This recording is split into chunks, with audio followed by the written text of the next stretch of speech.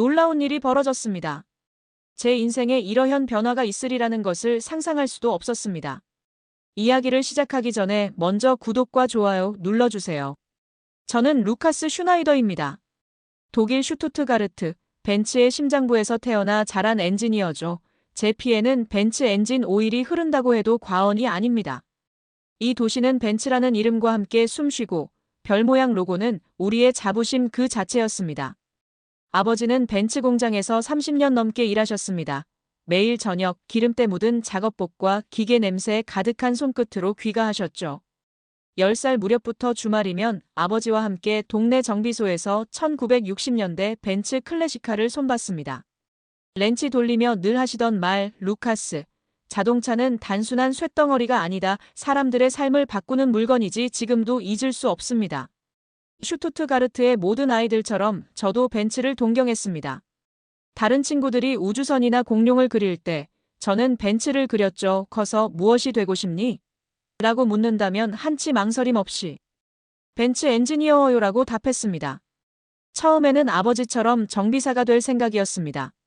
고등학교 기계공학 과정, 아버지 공장 방문, 처음엔 정비사를 꿈꿨습니다. 하지만 17살 때 벤츠 연구센터 견학에서 운명이 바뀌었죠.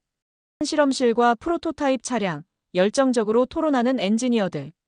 아버지, 저는 차를 고치는 것보다 설계하는 사람이 되고 싶어요. 아버지는 잠시 침묵하시더니 미소를 지으셨습니다. 내가 원한다면 할 수 있을 거야. 슈나이더 가문 최초의 엔지니어가 되는 거지.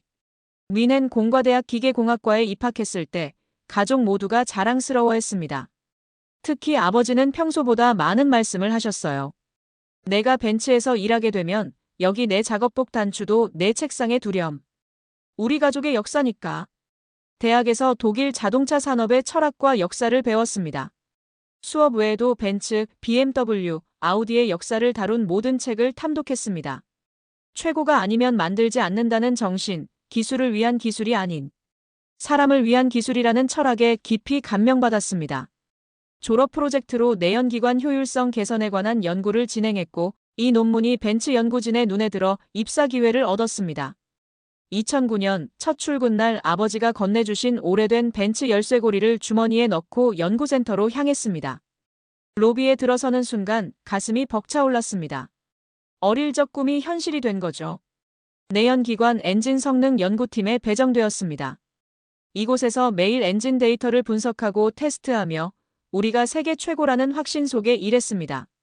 독일차의 세계적 우위는 절대 흔들리지 않을 것이라 믿었습니다. 동료들과 함께했던 성공적인 프로젝트들, 밤새 실험실에서 보낸 시간들, 새로운 엔진 모델이 출시될 때의 뿌듯함. 모든 순간이 저에겐 자부심이었습니다.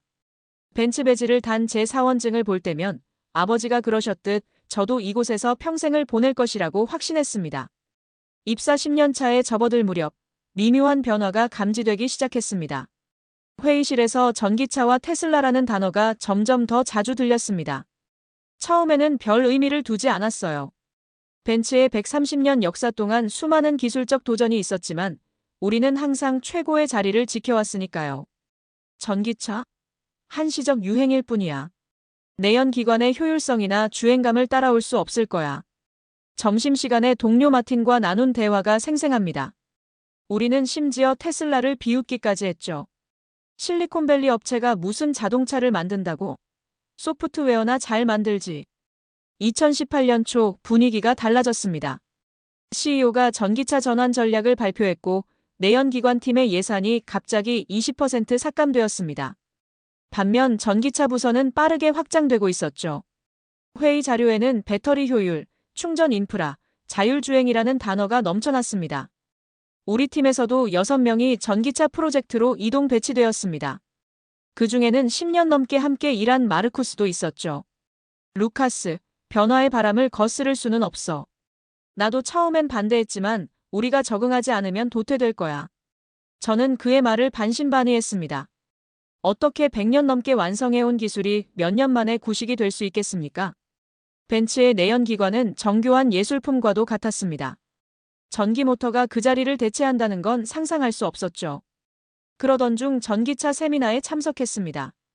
회사 방침에 따라 모든 엔지니어가 의무적으로 들어야 했어요. 발표자는 세계 배터리 시장 현황을 분석하며 기술 리더들을 소개했습니다. 삼성 SDI, LG 에너지 솔루션, SK온.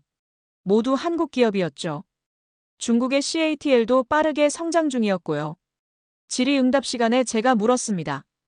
왜 우리는 직접 배터리를 개발하지 않나요? 벤츠가 남에게 의존한 적은 없잖아요. 발표자는 망설임 없이 대답했습니다. 기술력과 생산 능력, 둘 다 따라갈 수 없기 때문입니다.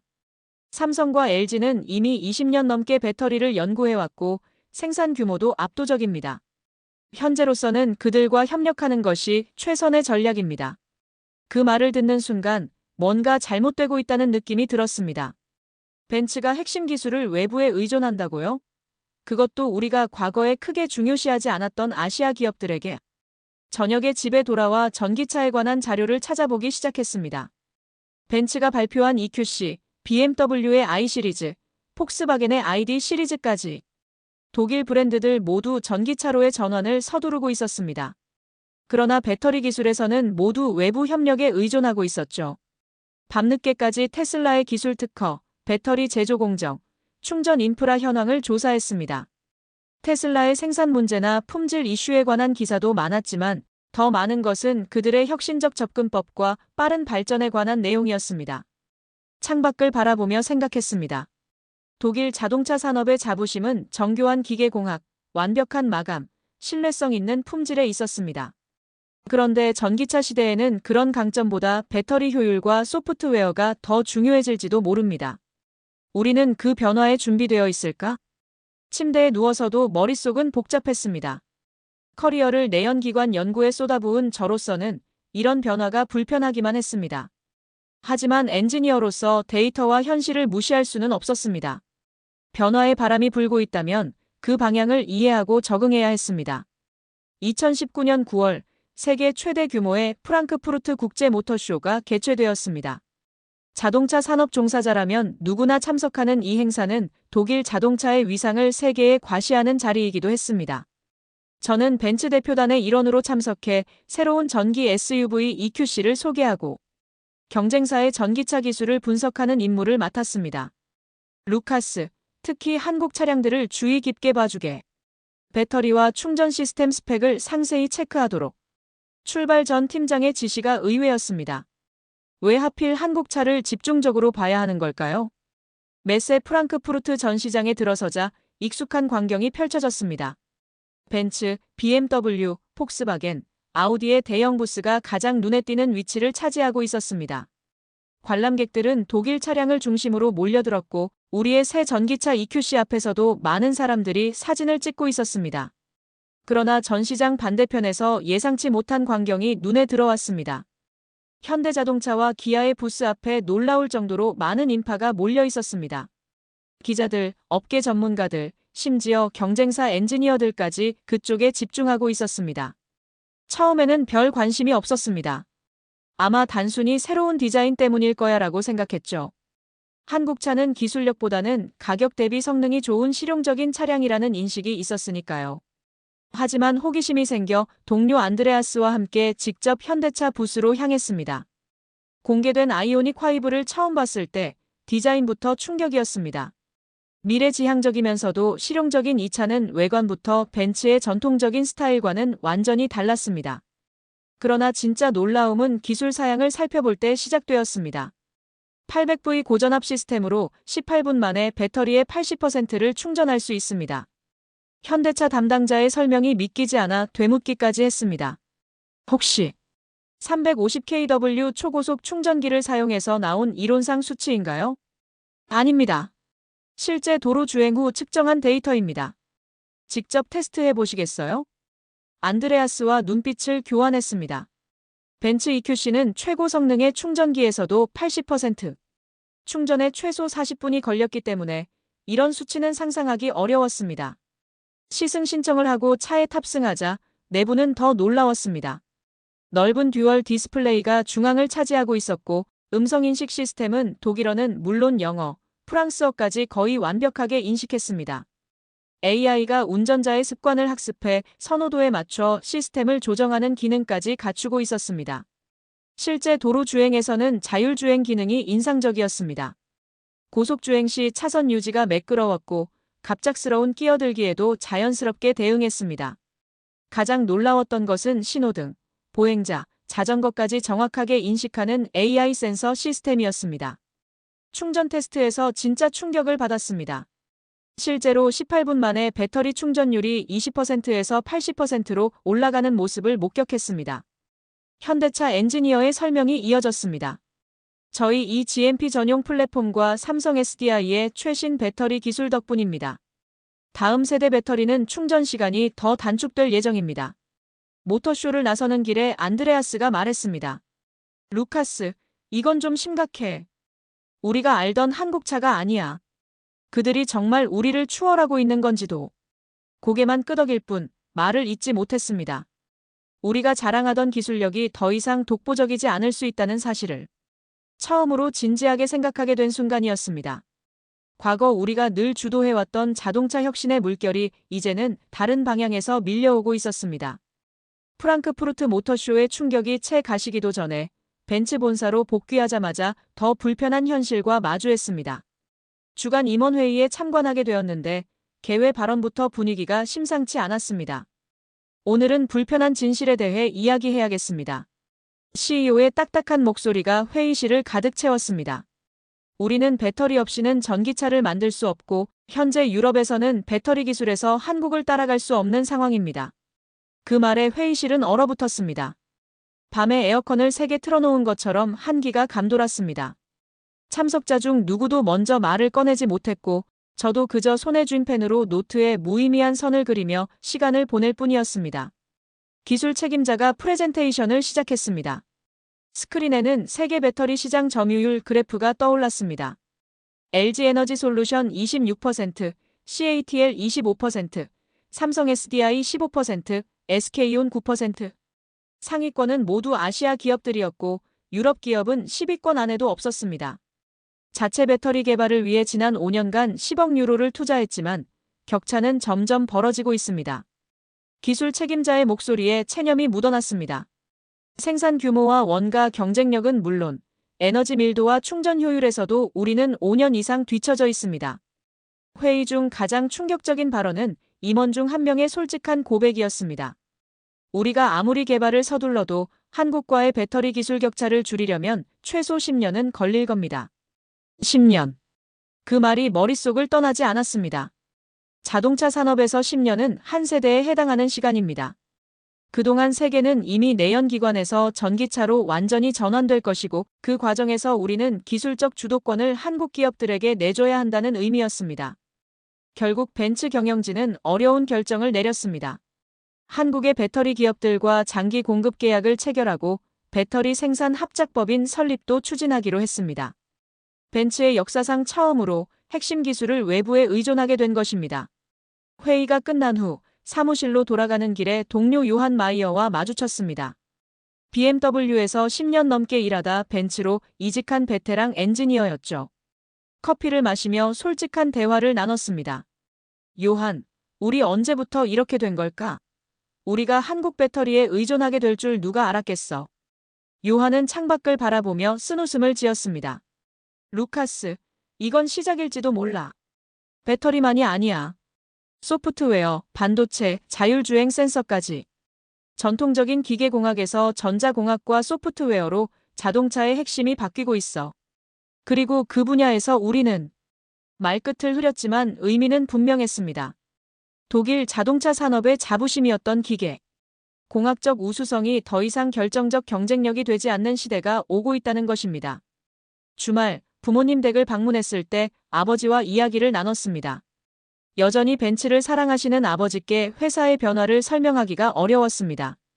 아버지, 이제 벤츠도 전기차를 만들고 있어요. 배터리는 한국에서 들여오고요. 아버지는 잠시 말없이 맥주잔만 만지작거리셨습니다. 그러다 조용히 말씀하셨습니다.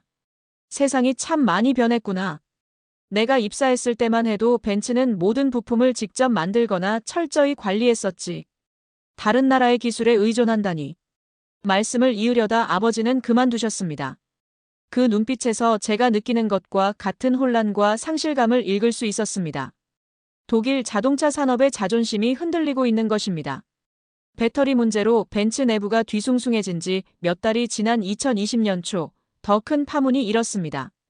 점심시간에 사무실로 돌아오자 동료 크리스티안이 급히 저를 불렀습니다. 루카스, 이거 봤어? 지금 업계가 완전히 난리야. 그가 보여준 노트북 화면에는 네덜란드 ASML의 내부 보고서가 열려 있었습니다. ASML은 반도체 장비 제조업체로 세계 최첨단 노광 장비를 독점 생산하는 회사였습니다. 독일 자동차 산업과도 긴밀한 협력 관계를 유지해온 신뢰할 수 있는 기업이었죠. 보고서 제목부터 충격적이었습니다.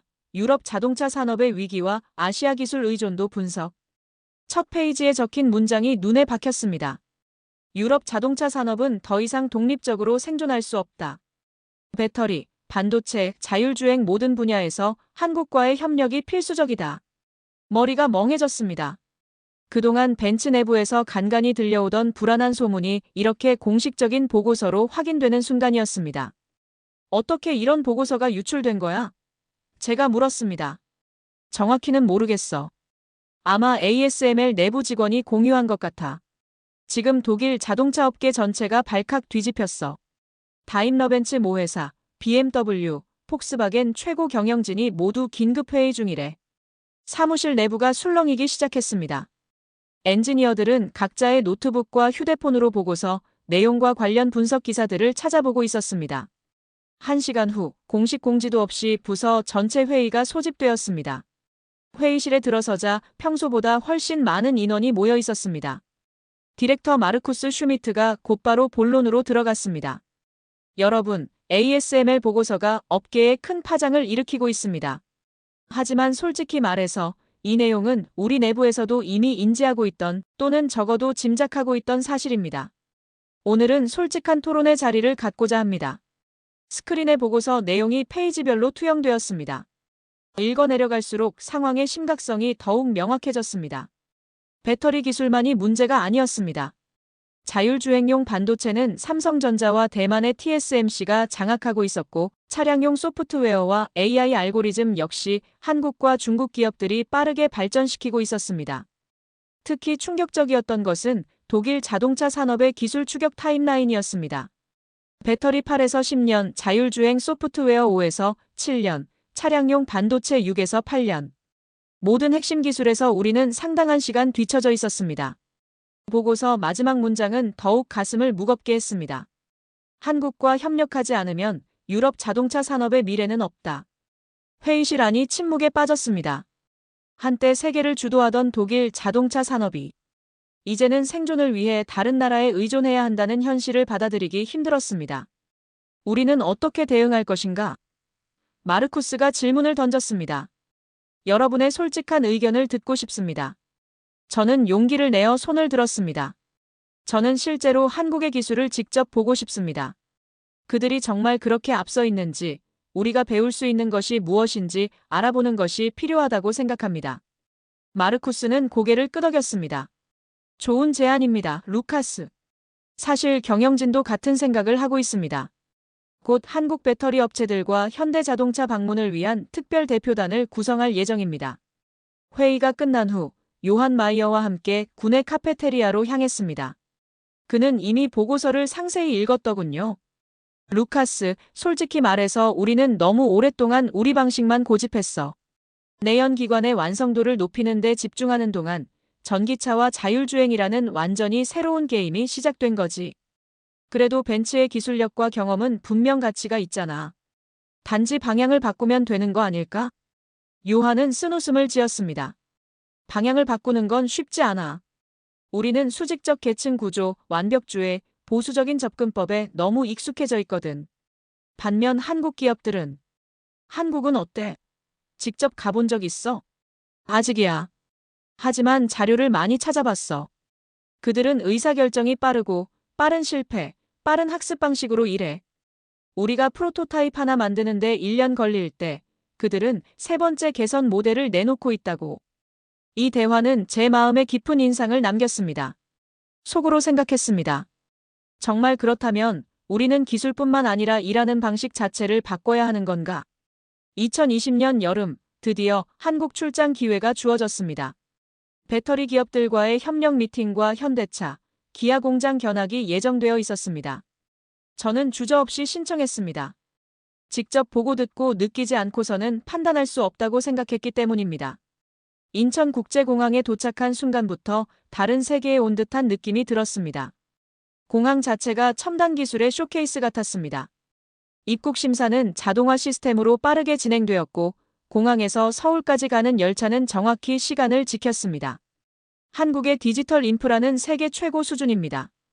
안내를 맡은 김소연 씨가 설명했습니다. 5G 보급률이 90%를 넘고 평균 인터넷 속도도 세계 1위예요. 그래서 모든 서비스가 디지털 중심으로 빠르게 전환되었죠. 서울 시내로 들어서자 초고층 빌딩들과 화려한 전광판들이 눈에 들어왔습니다. 특히 놀라웠던 것은 거리 곳곳에 설치된 초고속 전기차 충전소들이었습니다. 저기 보이는 건 350kW급 초고속 충전소예요. 15분이면 전기차 배터리의 80%를 충전할 수 있습니다. 호텔에 짐을 풀고 창밖을 바라보니 야간에도 활기찬 도시의 모습이 펼쳐져 있었습니다. 서울의 에너지가 베를린이나 뮌헨과는 다르게 느껴졌습니다. 더 역동적이고 더 미래지향적이었습니다. 다음 날 아침 현대자동차 본사로 향했습니다. 로비에 전시된 미래 모빌리티 컨셉카가 인상적이었습니다. 단순한 자동차가 아닌 움직이는 생활 공간을 지향하는 디자인이었죠. 브리핑 룸에서 만난 현대자동차의 이진수 기술 이사는 자신감 넘치는 모습으로 발표를 시작했습니다. 벤츠에서 오신 분들을 환영합니다. 오늘은 현대자동차의 전기차 플랫폼 eGMP와 미래 모빌리티 전략에 대해 소개해드리겠습니다. 그가 보여준 자료와 비디오는 예상을 훨씬 뛰어넘었습니다. eGMP ELEC-TRIC- 글로벌 마절러 플랫폼은 처음부터 전기차를 위해 설계된 전용 플랫폼이었습니다. 800V 고전압 시스템을 적용해 초고속 충전이 가능했고 VLVHICL이 투로드 기능을 통해 차량 배터리로 외부 전자기기를 사용할 수도 있었습니다.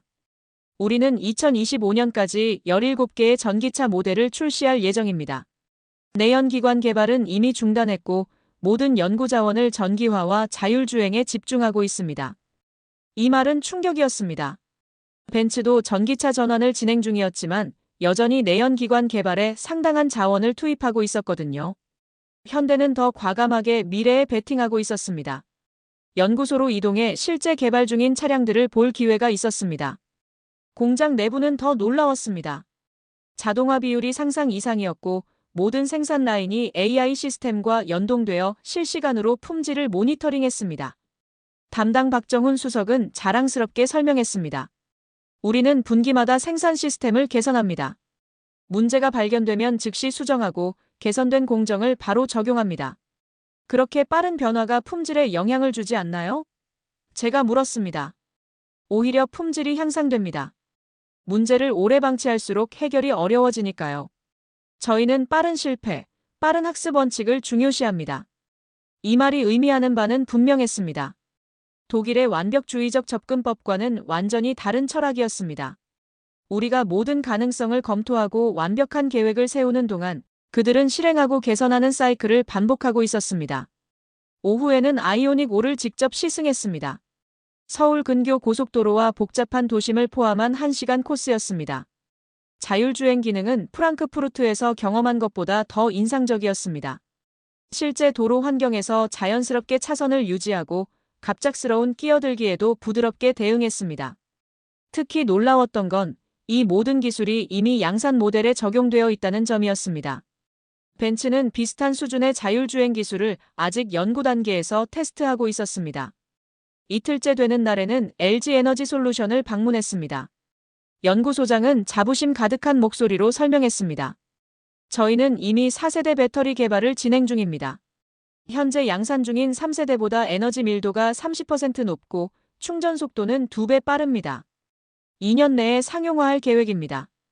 벤츠가 겨우 2세대 배터리 적용을 논의하고 있다는 사실이 떠올랐습니다. 기술적 격차가 얼마나 벌어져 있는지 한눈에 알 수 있었습니다. 출장 마지막 날 김소연 씨와 저녁 식사를 하며 솔직한 대화를 나눴습니다. 한국 기업들이 어떻게 이렇게 빠르게 발전할 수 있었는지 정말 궁금합니다. 그녀는 생각에 잠겼다가 대답했습니다. 우리에겐 선택지가 없었어요. 한국은 자원이 없고 내수 시장도 작습니다. 글로벌 시장에서 경쟁하지 않으면 생존할 수 없었죠. 그래서 변화가 오면 준비할 시간 없이 빠르게 적응해야 했어요.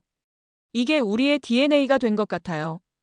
이 말이 가슴에 깊이 와닿았습니다. 독일은 오랜 성공과 안정적인 시장 위치 덕분에 변화의 필요성을 덜 느꼈을지도 모릅니다. 반면 한국은 생존을 위해 끊임없이 혁신하고 도전해야 했던 것입니다. 비행기에 오르며 창밖의 서울을 마지막으로 바라보았습니다. 4일간의 짧은 방문이었지만 제 시각은 완전히 바뀌었습니다. 한국은 더 이상 따라오는 나라가 아니라 이미 여러 분야에서 앞서가는 나라였습니다. 그리고 독일 자동차 산업의 미래는 과거의 영광에 안주하지 않고 이런 변화를 얼마나 빠르게 수용하느냐에 달려 있었습니다. 한국 출장에서 돌아온 저는 벤츠 내부에서도 점점 더 많은 변화를 감지하기 시작했습니다. 겉으로 보기에는 일상이 계속되는 듯했지만 회사 곳곳에서 미묘한 움직임이 있었습니다. 전기차 관련 부서가 급속도로 확장되고 기존 내연기관 부서는 점점 축소되는 분위기였습니다. 출장 보고서를 제출한 후 약 한 달이 지났을 무렵 점심시간에 카페테리아에서 충격적인 소식을 듣게 되었습니다. 동료들이 작은 목소리로 이야기하는 내용이 귀에 들어왔습니다. 요한이 BMW 그만두고 한국으로 간대. 믿어지냐? 처음에는 농담으로 생각했습니다. 요한 마이어는 BMW에서 15년 넘게 일한 베테랑 엔지니어로 최근에 벤츠로 이직한 터였습니다. 그가 갑자기 한국 기업으로 간다니 말도 안 된다고 생각했습니다. 하지만 곧 이것이 사실임을 알게 되었습니다. 요한이 현대자동차기술연구소의 제안을 받아들여 서울로 떠났다는 것입니다. 저는 즉시 그에게 메시지를 보내 확인했고 몇 시간 후 그에게서 화상통화 요청이 왔습니다. 화면 속 요한은 서울의 한 아파트에서 연결되었습니다. 그의 배경에는 창문 너머로 서울의 야경이 펼쳐져 있었습니다. 예상과는 달리 그의 표정은 밝아 보였습니다. 루카스, 소식 들었구나. 너한테 직접 말하려고 했는데 모든 일이 너무 빨리 진행되어서. 요한, 정말 한국으로 간 거야? BMW를 떠났다고? 어떻게 된 일이야? 요한은 잠시 생각에 잠기더니 진지한 표정으로 말했습니다. 루카스, 내가 한국에 와보면 알 거야. 우린 너무 오래 여기서만 최고라고 믿고 있었어. 근데 그 사이 한국은 이미 우리보다 몇 걸음 앞서 있었더라고. 그래도 BMW를 떠나다니. 넌 거기서 15년이나 일했잖아. 핵심 기술팀이었고. 어떻게 그런 결정을? 처음엔 나도 고민했어. 근데 지난 2년간 우리 팀의 주요 프로젝트가 모두 취소되거나 연기됐다는 걸 알잖아. 내연기관 연구는 축소되고 전기차 부문은 제대로 된 방향성도 없이 표류하고 있었어. 반면 여기선 요한은 잠시 카메라에서 비켜섰다가 노트북을 집어들고 창가로 이동했습니다. 서울의 빛나는 스카이라인이 더 선명하게 보였습니다. 이곳은 모든 게 너무 빠르게 움직여. 내가 제안했던 아이디어가 다음 주에 바로 프로토타입으로 제작되고 한 달 안에 테스트 결과가 나와. BMW에서라면 최소 1년은 걸렸을 일들이야. 그의 목소리에서 오랜만에 듣는 열정과 흥분이 느껴졌습니다. 마지막으로 그의 목소리에서 이런 감정을 들은 것이 언제였는지 기억도 나지 않았습니다. 어떤 회사로 간 거야? 현대자동차기술연구소야. 자율주행 시스템 개발팀으로 왔어. 믿기지 않겠지만 내가 여기서 배우는 게 더 많아. 특히 AI와 머신러닝 분야에서는 그들이 우리보다 최소 3, 4년은 앞서 있어. 통화가 끝난 후 저는 한동안 책상에 멍하니 앉아 있었습니다. 요한의 결정은 단순한 이직이 아니라 독일 엔지니어의 정신적 패러다임 전환을 의미했습니다. 항상 우리가 세계 최고라는 확신 속에 살아온 독일 엔지니어가 이제는 배우는 입장이 되기를 자청한 것이니까요. 그 통화 이후로 비슷한 소식들이 계속 들려왔습니다. 벤츠, 폭스바겐, 아우디의 주요 엔지니어들, 특히 전기차와 자율주행 분야의 전문가들이 하나둘씩 한국 기업으로 옮겨가고 있었습니다. 처음에는 개인적인 선택으로만 여겨졌던 이 현상이 점차 업계의 흐름으로 자리 잡아가고 있었습니다. 2주 후 예상치 못한 이메일 한 통이 제 받은 편지함에 도착했습니다. 현대자동차 글로벌 인재 영입팀에서 보낸 메일이었습니다. 제 경력과 전문성을 높이 평가하며 서울 본사에서 면접 기회를 제안하는 내용이었습니다. 처음 이메일을 받았을 때 저는 혼란스러웠습니다. 어떻게 그들이 저에 대해 알게 되었을까? 아마도 요한을 통해서이거나 최근 한국 출장 중 만났던 누군가의 추천이었을 것입니다. 하지만 더 중요한 질문은 다른 것이었습니다. 나는 이 제안을 진지하게 고려해야 할까? 며칠 동안 고민한 끝에 저는 이 제안에 대해 회사의 멘토이자 선배였던 한스 클라인과 상담하기로 했습니다. 한스는 벤츠에서 30년 넘게 일한 베테랑으로 많은 젊은 엔지니어들의 조언자 역할을 해왔습니다. 점심을 함께하면서 조심스럽게 이야기를 꺼냈습니다. 현대자동차의 제안에 대해 솔직하게 말하고 제 고민을 털어놓았습니다. 한스의 반응은 예상 밖이었습니다. 솔직히 놀랍지는 않구나, 루카스.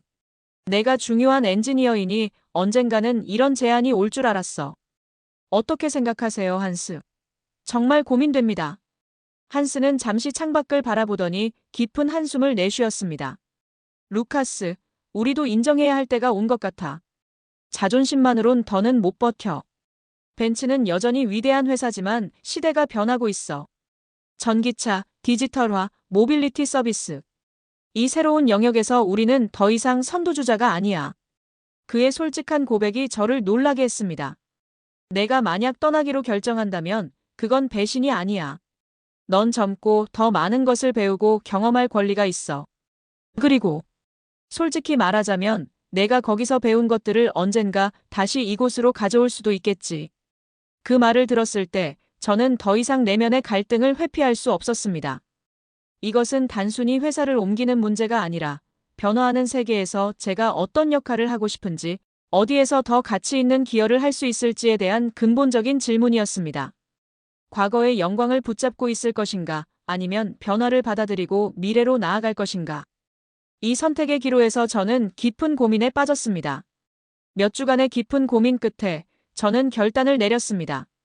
독일에서 쌓아온 14년의 경력과 벤츠에서의 모든 시간을 뒤로하고 한국행을 결정했습니다. 쉬운 결정은 아니었습니다. 독일 자동차 산업이 제 정체성의 일부였고 그 자부심이 저를 지탱해왔기 때문입니다. 결정을 내리는 과정에서 여러 사람들과 상담했습니다.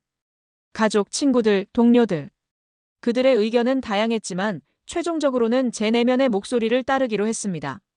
미래 자동차 산업의 중심이 어디로 향하고 있는지, 그리고 제가 어디에서 더 많이 배우고 성장할 수 있을지를 객관적으로 바라보았을 때 한국행은 불가피한 선택처럼 느껴졌습니다. 결정을 내린 다음 날 떨리는 마음으로 사직서를 제출했습니다. 놀랍게도 소문은 이미 퍼져 있었습니다. 사직서를 제출하자 인사 담당자는 이미 알고 있다는 듯한 표정으로 고개를 끄덕였습니다. 루카스 씨, 정말 아쉽습니다. 하지만 회사도 당신의 결정을 존중합니다.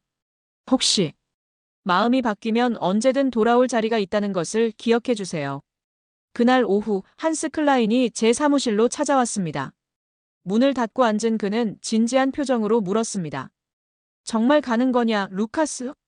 저는 잠시 망설이다 대답했습니다. 한스, 더 이상 변화를 두려워하고 싶지 않습니다. 제가 어디로 가든 벤츠에서 배운 것들은 평생 저의 자산이 될 거예요.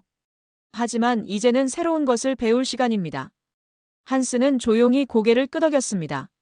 그의 눈에서 아쉬움과 동시에 이해의 빛이 비쳤습니다. 이해해, 루카스.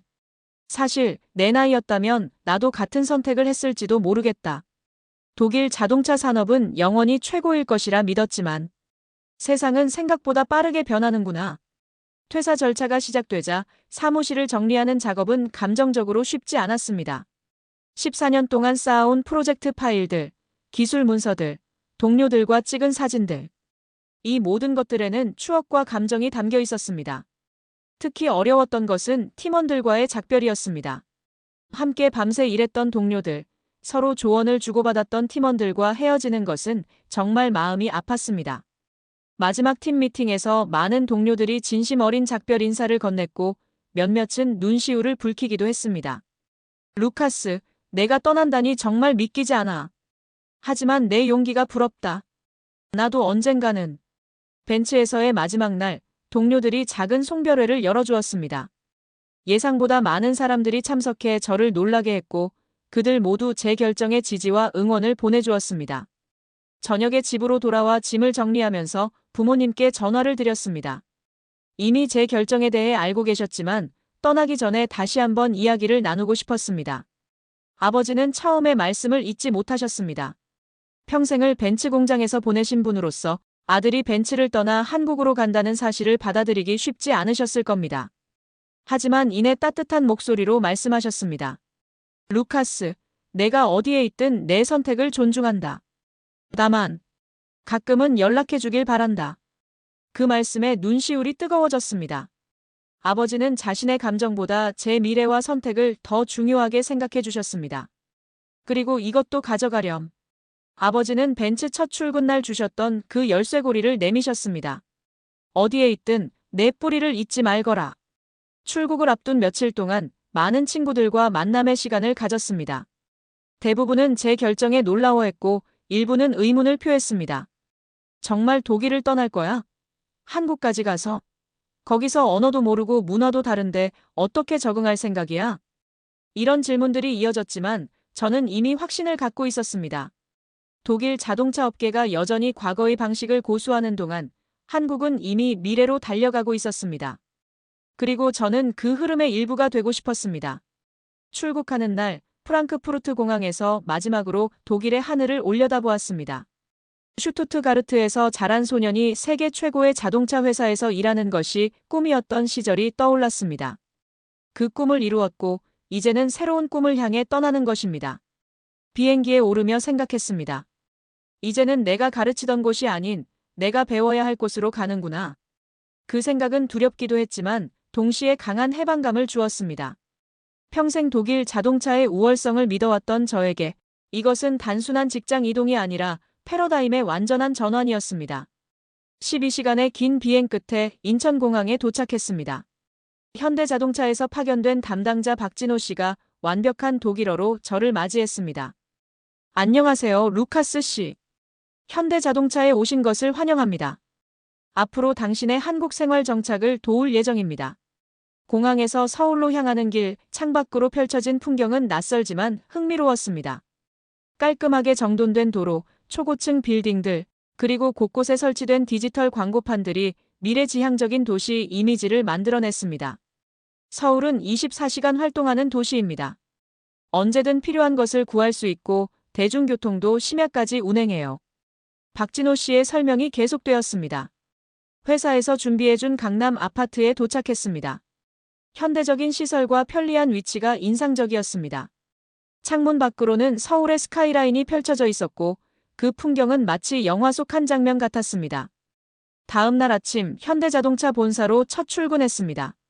로비에 들어서자 웰컴 헤어 슈나이더라고 적힌 전광판이 눈에 띄었습니다. 작은 환영 제스처였지만 낯선 환경에서 편안함을 느끼게 해주었습니다. 인사팀 담당자가 저를 맞이해 사무실과 팀원들을 소개해 주었습니다. 제가 합류한 미래 모빌리티 연구팀은 전기차를 넘어 자율주행과 모빌리티 서비스까지 연구하는 부서였습니다. 팀원들은 예상보다 젊었고 다양한 국적의 전문가들로 구성되어 있었습니다. 팀장인 김 박사는 MIT에서 로보틱스 박사 학위를 받고 실리콘밸리에서 10년간 일한 경험이 있는 전문가였습니다. 그는 저를 환영하면서 첫 프로젝트를 소개했습니다. 루카스, 당신의 내연기관 경험과 우리의 전기차 기술을 결합하면 놀라운 결과가 나올 겁니다. 벤츠에서 배운 정밀함과 우리의 빠른 실행력이 만나는 거죠. 첫날부터 놀라운 점은 의사결정의 속도였습니다. 오전 회의에서 제안된 아이디어가 오후에는 이미 테스트 계획으로 발전했고 다음 날 아침에는 프로토타입 제작이 승인되었습니다. 벤츠에서라면 최소 몇 주, 많게는 몇 달이 걸렸을 과정이 단 하루 만에 진행된 것입니다. 물론 모든 것이 쉽지는 않았습니다. 언어 장벽은 분명했고 식사와 문화적 차이에도 적응해야 했습니다. 한국의 빠른 업무 템포를 따라가는 것도 쉽지 않았습니다. 벤츠에서는 하나의 결정을 위해 충분한 시간을 가지고 모든 각도에서 검토했지만 여기서는 빠른 판단과 실행이 요구되었습니다. 그러나 이러한 문화적 충격을 넘어 점차 한국 기업의 강점을 이해하게 되었습니다. 독일이 정밀함과 완벽주의를 추구한다면 한국은 빠른 실행과 끊임없는 혁신을 중시했습니다. 두 문화의 장점을 결합할 수 있다면 그것이야말로 진정한 경쟁력이 될 것이라고 생각했습니다. 서울 생활 2달째, 요한이 제 아파트를 방문했습니다. 그는 이미 1년 넘게 서울에서 살고 있었고 한국 생활에 완전히 적응한 모습이었습니다. 어때, 루카스? 한국 생활은? 요한이 물었습니다. 아직 적응 중이야. 언어가 가장 큰 장벽이지만 일은 놀랍도록 다이내믹해. 벤츠에서는 상상할 수 없는 속도로 프로젝트가 진행돼. 나도 처음에는 그 속도에 적응하기 힘들었어. 하지만 시간이 지나면서 오히려 이게 더 효율적이라는 걸 깨달았지. 완벽을 추구하다 보면 기회를 놓치게 되니까. 발코니에서 서울의 야경을 바라보며 맥주를 마시던 요한이 물었습니다. 이곳에 와서 후회한 적 있어, 루카스? 저는 잠시 생각하다 대답했습니다. 아니, 전혀. 오히려 더 일찍 결정하지 않은 것이 아쉬울 정도야. 요한이 웃으며 말했습니다. 나도 그래. 때로는 익숙한 것을 떠나야 새로운 것을 배울 수 있는 법이지. 시간이 흐를수록 한국 생활에 점점 더 적응해 갔습니다. 한국어 수업을 듣기 시작했고 기본적인 대화는 가능해졌습니다. 김 박사와 팀원들이 제 독일식 접근법을 존중해주는 동시에 저도 그들의 빠른 실행 방식을 배워가고 있었습니다. 벤츠에서 개발한 내연기관의 열효율 최적화 기술을 전기차, 배터리 냉각 시스템에 적용하는 프로젝트에서 좋은 성과를 거두었습니다. 독일의 정밀공학과 한국의 배터리 기술이 만나 시너지를 내는 순간이었습니다. 6개월이 지난 어느 날, 김 박사가 저를 사무실로 불렀습니다. 루카스, 당신이 합류한 후 팀의 성과가 눈에 띄게 향상되었습니다. 다음 프로젝트에서는 당신을 팀 리더로 임명하고 싶습니다. 그 말을 들었을 때 처음으로 제가 정말 옳은 결정을 했다는 확신이 들었습니다. 한국에서의 새로운 시작은 단순한 직장 이동이 아니라 제 인생의 새로운 장을 여는 계기가 되었습니다. 창밖으로 펼쳐진 서울의 불빛을 바라보며 저는 이 모든 변화가 단순한 우연이 아닌 필연이었음을 깨달았습니다. 놀라운 일이 벌어졌습니다. 제가 평생 믿어왔던 것들이 한순간에 흔들릴 줄 몰랐지만 그 흔들림 덕분에 더 넓은 세상을 보게 되었습니다. 때로는 가장 불편한 진실을 마주할 때 가장 값진 성장의 기회가 찾아온다는 것을 이제야 깨닫게 되었습니다. 미래는 예측할 수 없지만 변화를 두려워하지 않는다면 그 속에서 새로운 가능성을 발견할 수 있을 것입니다. 독일에서 한국으로, 과거에서 미래로 제 여정은 이제 막 시작되었습니다. 이 사연이 좋으셨다면 구독과 좋아요 눌러주세요. 사연 제작에 큰 힘이 됩니다. 감동바다입니다.